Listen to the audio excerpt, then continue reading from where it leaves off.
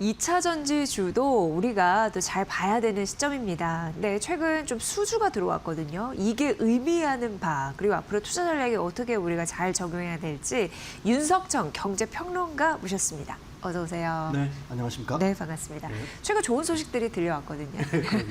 특히나 예. 그 BMW 벤츠가 네. 한국에 좀 몰아준다라는 좀 느낌이 있어요. 우리에게 굉장히 좋은 얘기고 네. 어떻게 보셨습니까? 그 최근 이제 네. 그 배터리 업체에 수주 낭보들이 계속해서 전해지고 있는데 네. 뭐 기사만 읽으면은 그 행간에 숨은 의미를 갖다가 잘 놓칠 수가 있는 것 같아요.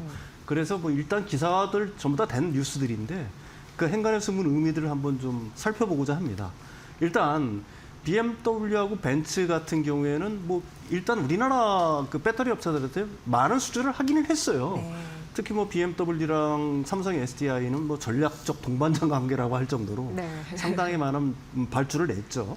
벤츠 역시 뭐 그 LG 에너지 솔루션의 사륙파이 원통형 배터리에 대한 수주 잔고가 엄청난 줄을 알고 있습니다. 근데 최근에 또 다시 이제 발주를 낸 거예요. 근데 이제 교차 발주를 냈어요, 지금은. BMW는 LG 엔솔에다 냈고 네. 기존엔 삼성 SDI가 였는데 벤츠는 또 LG 엔솔한테 주로 발주를 냈었는데 이번엔 저기 삼성 SDI한테 발주를 냈단 말입니다. 그래 도대체 왜 지금 유럽의 그 어떻게 보게 되면 프리미엄 브랜드들이 너없이 한국 업체들한테 배터리 업체들한테 발주를 낼까? 이 점을 갖다가 좀 우리가 좀 뜯어봐야 될 필요가 있을 것 같은데요. 네. 일단 벤츠의 물량을 놓고 보게 되면 두 가지로 이제 구분이 됩니다. 벤츠는 그 삼성 SDI의 그 각형 배터리, 기존에 이제 LG 엔솔의 배터리 그 발주를 냈던 것들은 사륙파이 원통형 배터리를 주로 이제 냈고요. 네. 그러니까 폼팩터를 좀 다양하기 위해서 벤츠 같은 경우에는 일단 그 삼성 SDI 때 이제 각형 배터리를 갖다가 발주를 낸 것 같아요. 근데 우리가 주목해야 될 점은 벤츠 같은 경우에는 전기차의 한 70% 정도를 중국산 배터리를 썼었어요.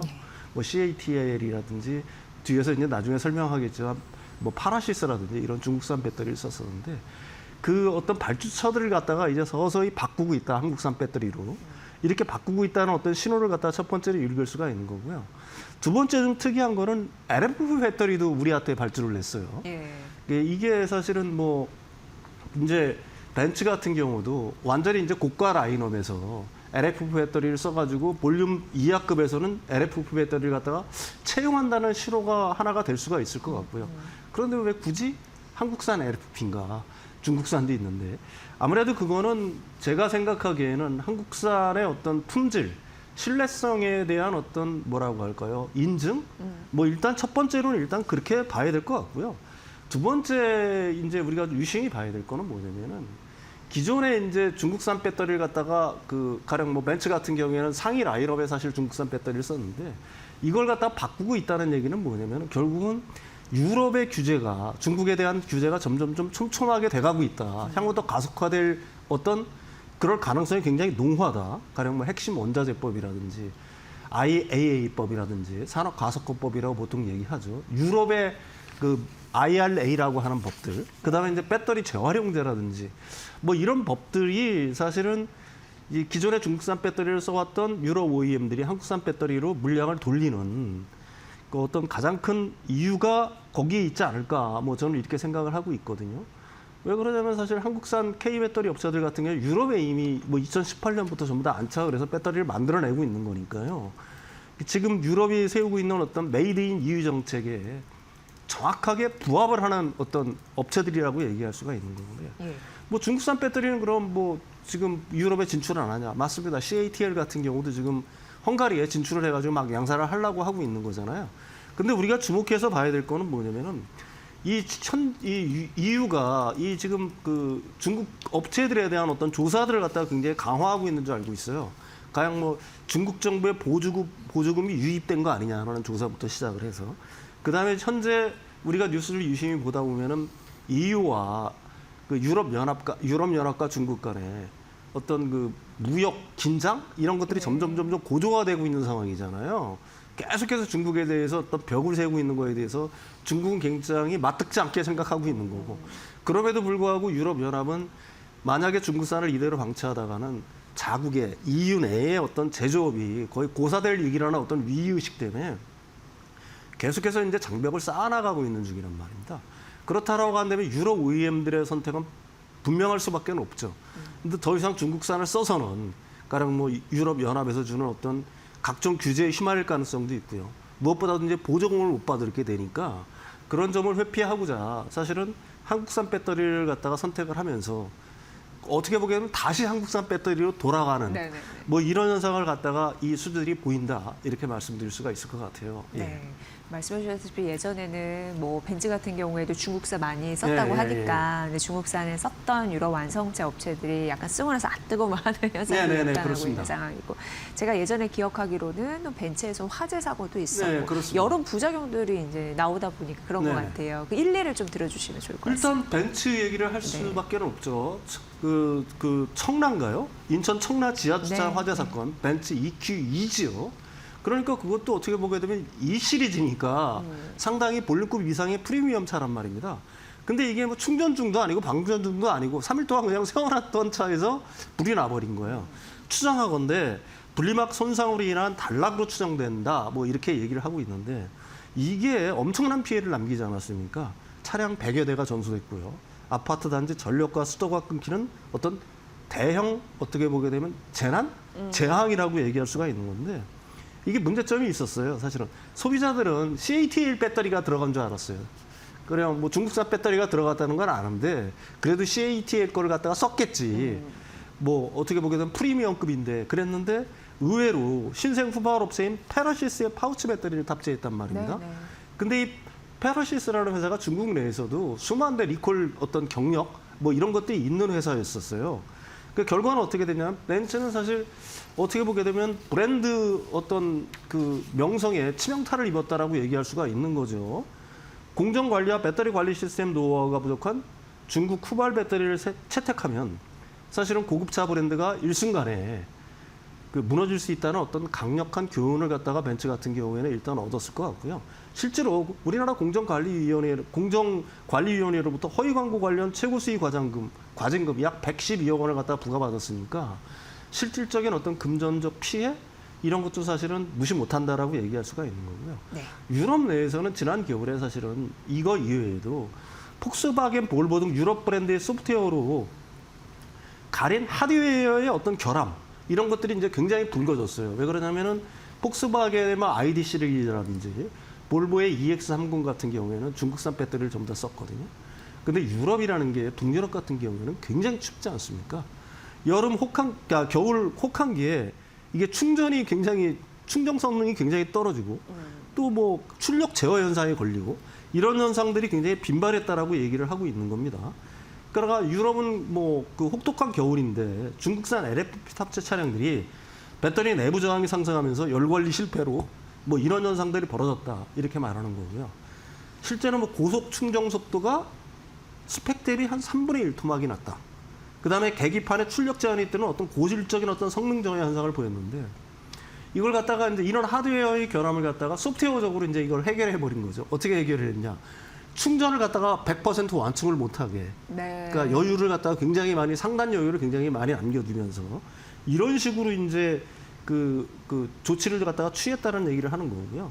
그러니까 소비자 입장에서는 어떻게 보기에는 돈은 다 냈는데 원래 스펙상의 충전 거리보다 훨씬 짧은 거리를 가는 거고 가다 보면 막 또 출력 제한이라든지 뭐 이런 것들이 걸려버리니까 사실 유럽 현지 커뮤니티에서는 뭐 이런 어떤 불만 사례들이 굉장히 많이 접수가 되고 있는 거고 실제로 이제 유럽의 OEM들 가령 뭐 볼보라든지 폭스바겐 같은 경우에는 아 이거 중국산 그 배터리를 잘못 썼다가는 그렇죠. 사실은 이런 네. 문제가 언제든지 있을 수 있다는 걸 갖다가 현실 인식을 하게 됐다라고 얘기할 수가 있겠죠. 네. 가령 뭐 이제 맨 처음에 실험실의 어떤 데이터라든지 아니면은 뭐 그쪽 중국의 어떤 배터리 업체들이 제시하는 어떤 스펙만 믿고서 이걸 갖다가 썼다가 한 5년에서 한 10년 정도 지났다가 어떤 내구성이라든지 이런 것들에 이제 문제가 서서히 생길 수 있다는 어떤 위기 의식들이 어느 정도 발현이 됐다.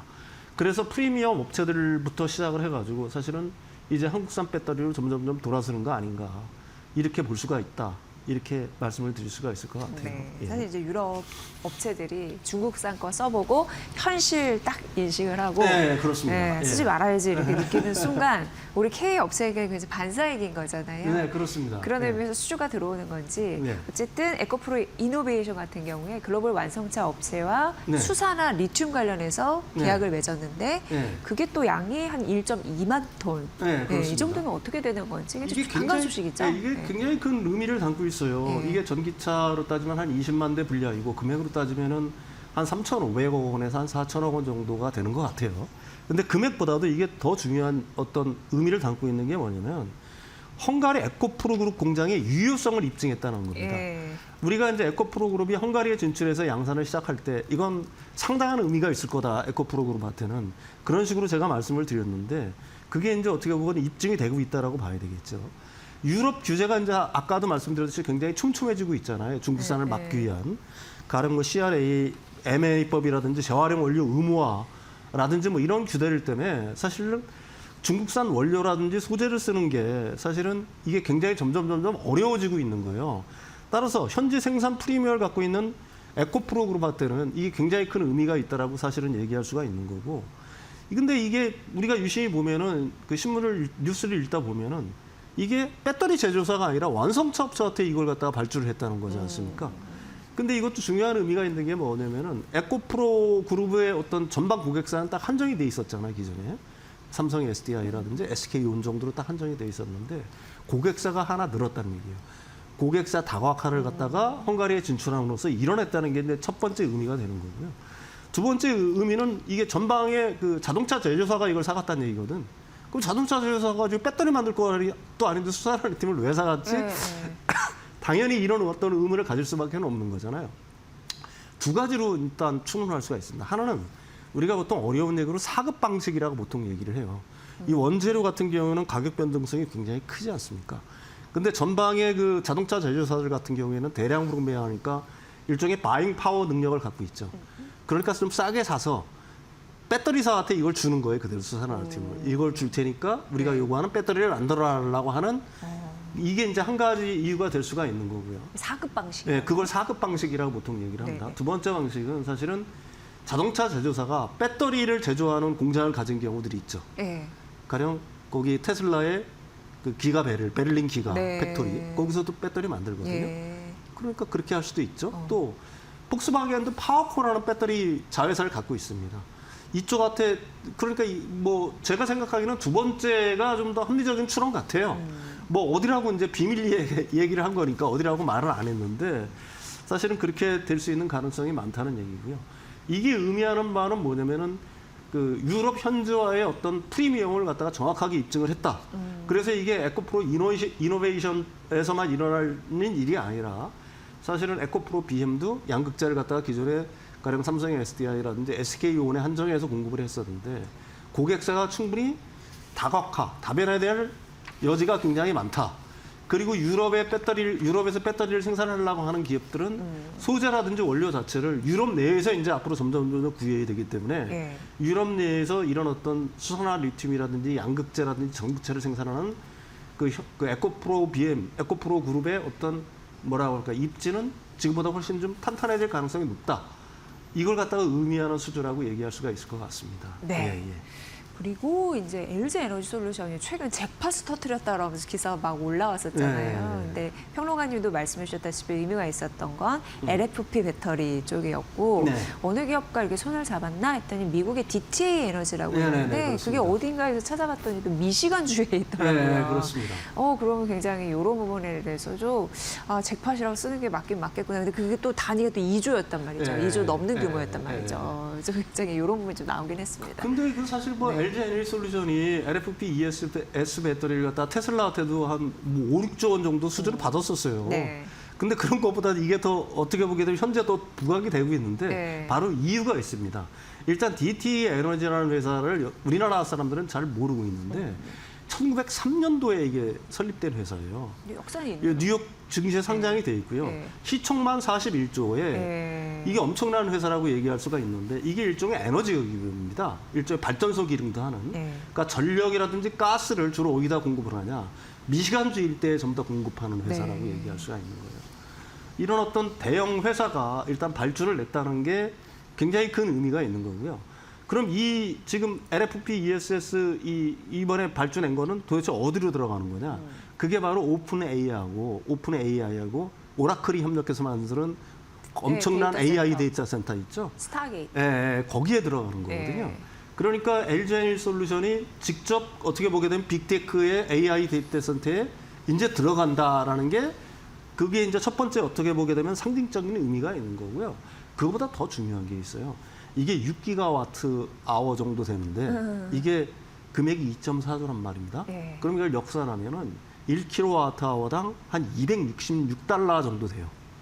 그럼 이렇게 얘기하면 여러분들이 이게 어떤 의미가 있는지 좀 궁금하실 텐데 평균적으로 시스템은 전부 다 통합을 해서 가령 뭐 전력 변환 장치라든지 PCS라든지 ESS만 들어가는 게 아니라 시스템을 통합해서 들어갈 때 보통 미국의 현재 평균 단가가 얼마냐? 1kWh에 170달러에서 200달러 정도입니다. 그러니까 이게 엄청난 게 높은 가격에 네. 수주를 받은 거예요. 그럼 도대체 이 DTE 에너지는 왜 이렇게 비싼 돈을 주고서 LG 에너지 솔루션에 이 뭐라고 할까요? 배터리를 배터리. 쓰게 된 걸까? 네. 첫 번째는 IRA FEOC 규정에 의해서 중국산 LFP ESS 배터리가 이제 경쟁력이 거의 없다라고 얘기할 수가 있는 거고요. 두 번째로는 뭐냐면 LG 에너지 솔루션의 시스템 통합 능력을 갖다가 높이 샀다라고 얘기할 수가 있는 거예요. 예. 그러니까 LFP ESS 배터리의 어떤 품질 이것도 이제 첫 번째가 되는 거고요. 두 번째는 LG 에너지 솔루션이 미국 현재 머테크라고 이게 그러니까 시스템을 통합을 해서 납품하는 것들 그 회사를 갖다가 그 운영을 하고 있는 거 아니겠어요? 그러니까 그 하드웨어에 그다음에 소프트웨어 그다음에 제어 시스템까지 전부 다 수직 계약을 해가지고 다 일괄 납품하는 거란 말입니다. 그러니까 그런 점에서 어떻게 보게 되면은 사후 AES까지 이제 얼마든지 가능하다는 얘기죠. 머테크라는 자회사를 통해서 그런 점 때문에 이렇게 뭐라고 할까요? 높은 가격을 주고서 계약을 했다라는 게 이제 어떻게 보게 되면 두 번째 이유인 거고요. 세 번째 이유가 이게 굉장히 중요합니다. 지금 암만 이게 품질이 좋고 뭐 한다고 하더라도 어떻게 보게 되면 너무 비싼 가격에 사들이는 거잖아요.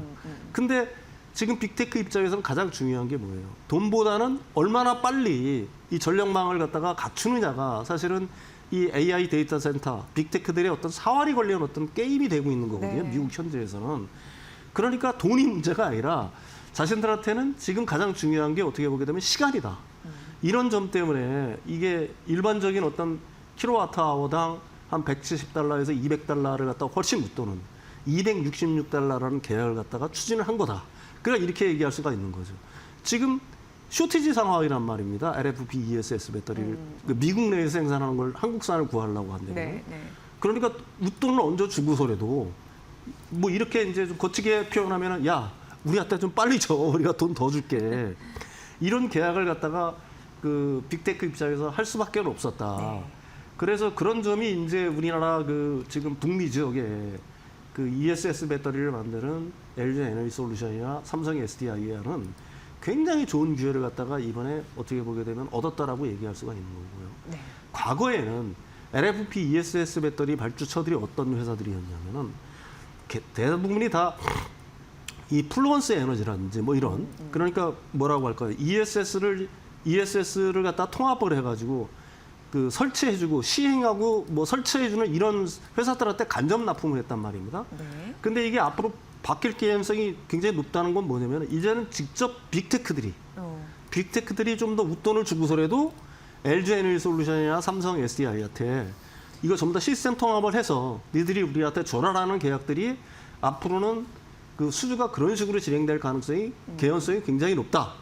따라서 이 지금 그 LG 에너지 솔루션이라든지 삼성 SDI가 북미에서 생산하는 LFP ESS 배터리라든지 3원계 ESS 배터리 같은 경우에는 일단은 마진이 지금보다 훨씬 높아질 개연성이 높다. 왜 그러냐면은 기존에는 AMPC 정도만 수령을 했었는데 실제로 이제는 빅테크들이 웃돈을 얹어주고서라도 그렇죠. 프리미엄. 사실은 프리미엄을 얹어주고 그래서 한국산 배터리를 구해서 쓰려고 하는 거니까 생각보다 이 ESS 배터리의 마진율이, 영업이익률이, OP 마진이 향후 굉장히 높아질 가능성이 높다.